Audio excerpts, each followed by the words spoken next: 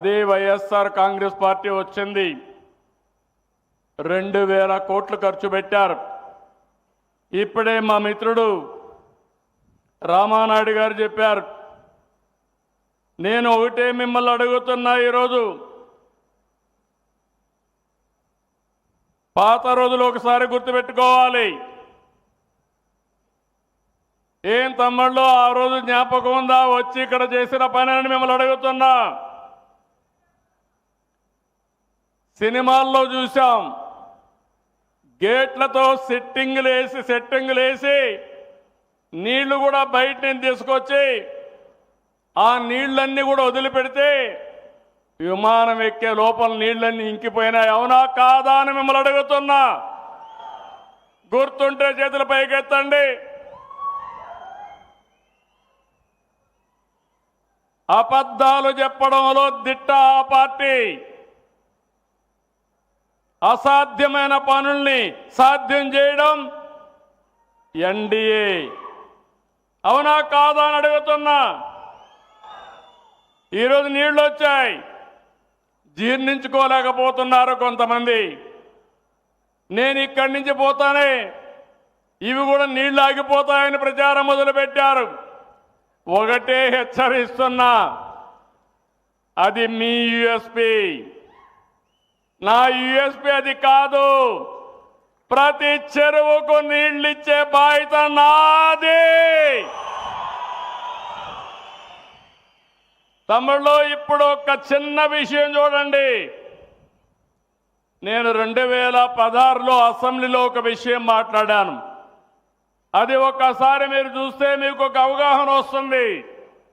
ఎవరు మోసం చేస్తారు, ఎవరు ఈ రాష్ట్రానికి న్యాయం చేస్తారని ఒక ఆలోచన, ఒక ఐడియా వస్తుంది. ముందు ఆ వీడియో ఏమంటాను. తిరిగిపోయింది పని, మీతో ఆగదు. నీళ్లు వస్తాయి, మీతో ఆగదు. శ్రీశైలం నుంచి నీళ్లు పోతిరెడ్డిపాడు ద్వారా నీళ్లు పోతాయి. అంద్రేనివాకు నీళ్లు వస్తాయి, గాలేరు నగరికి వస్తాయి. పలమనేరు ఎమ్మెల్యే ఉన్నాడు, పలమనేరుకు నీళ్లు వస్తాయి. పుంగునూరుకు వస్తాయి. మదనపల్లి ఎమ్మెల్యే ఉన్నాడు, మదనపల్లికి వస్తాయి. మీ లీడర్ అపోజ్ చేసినా మీకు నీళ్లు వచ్చి తీరుతాయి. అదే విషయం నేను అక్కడ చెప్తాను పబ్లిక్కి. వీళ్ళ లీడర్ ఒప్పుకోలేదు, వీళ్ళ ఎమ్మెల్యేలు ఒప్పుకోలేదు. నీళ్లు మాత్రం తెచ్చాను, తెస్తానని చెప్పి మళ్ళా ఒకసారి చెప్తా, 100 సార్లు చెప్తా. అదే జరుగుతుంది రేపు. వాయిల్పాడు ఎమ్మెల్యే ఉన్నాడు, మీ ఊర్లో కూడా నీళ్లు వస్తాయి, తీసుకొస్తా. ఆగే పరిస్థితి లేదు. మీరు అడ్డం, మీ లీడర్ అడ్డం పడినా ఆగదు. మీ లీడర్ అడ్డం పడితే పులివెందులు కూడా నేను తీసుకెళ్తా. అడ్డంగా పడుతున్న నీళ్ళు ఇస్తా, వదిలిపెట్టే సమస్య ఉండదు. అది గుర్తుపెట్టుకోండి. మీరు అంత ఈజీగా తీసుకోవద్దండి ప్రజా జీవితాన్ని.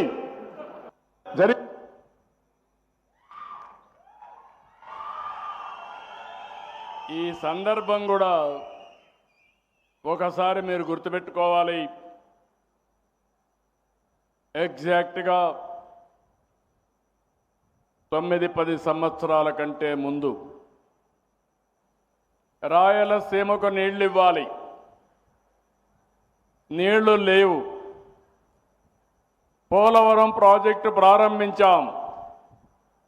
పోలవరం పూర్తి కావాలంటే 5-6 సంవత్సరాలు అవుతుంది. స్పీడ్గా చేసిన ఇప్పుడైతే 10-15 సంవత్సరాలు వెనుకబడిపోయింది.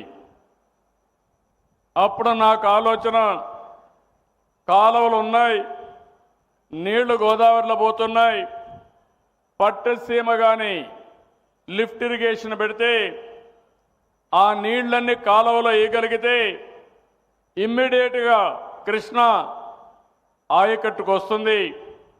కృష్ణా ఆయకట్టులో వాడే 120 టీఎంసీ నీళ్లు శ్రీశైలంలో పెట్టి అక్కడి నుంచి రాయలసీమకు అంద్రి, నీవా, నగిరి, గాలేరు ఈ కాలువల దగ్గర తీసుకొస్తే రాయలసీమను సస్యశ్యామలం చేయించనే ఉద్దేశం, ఆలోచన నాది.